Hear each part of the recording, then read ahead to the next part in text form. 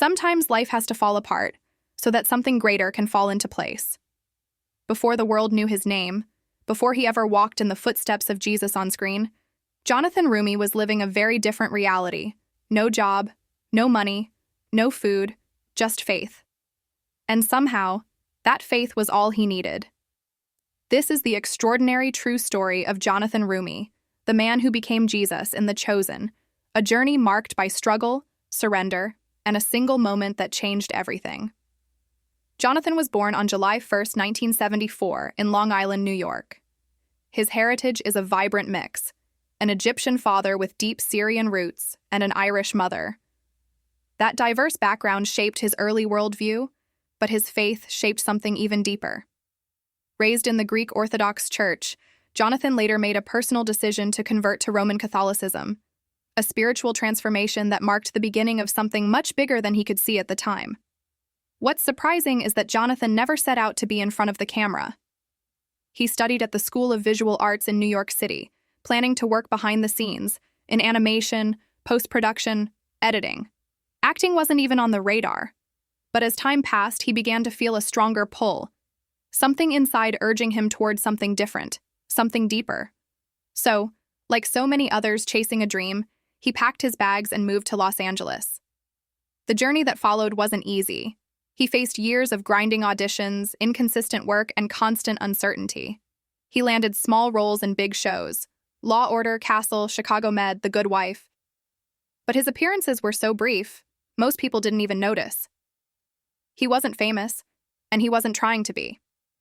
What he truly longed for was purpose, work that would touch people's hearts and align with his soul.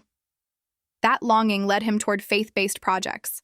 Long before The Chosen, Jonathan had already portrayed Jesus in several Catholic productions, including short films for a prayer app called The Jesus Prayer, and in Faustina, Messenger of Divine Mercy, where his scenes appeared on screen during a stage performance.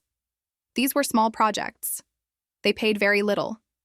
But they gave him something priceless: a sense of mission.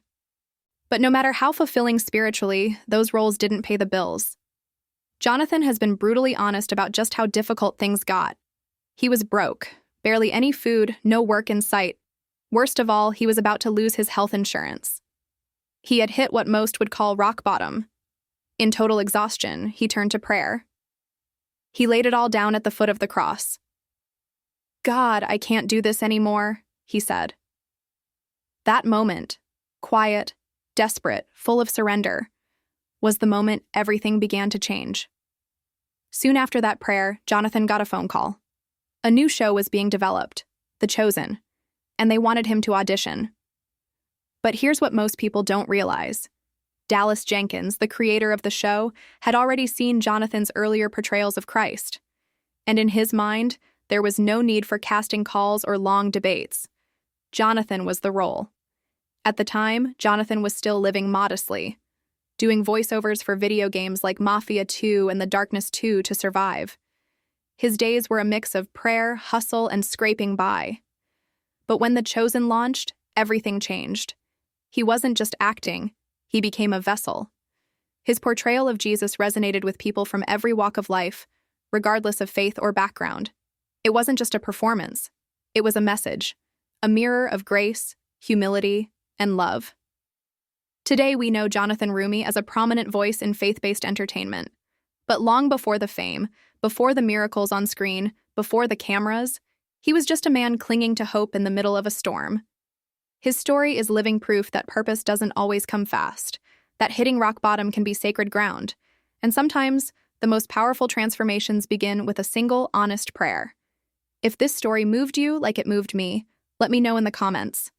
And if you didn't know who Jonathan Roumie was before The Chosen, drop a heart emoji down below. Want more real stories like this? Hit like, subscribe, and don't forget to watch the next video on screen. It's one that might just change the way you see everything.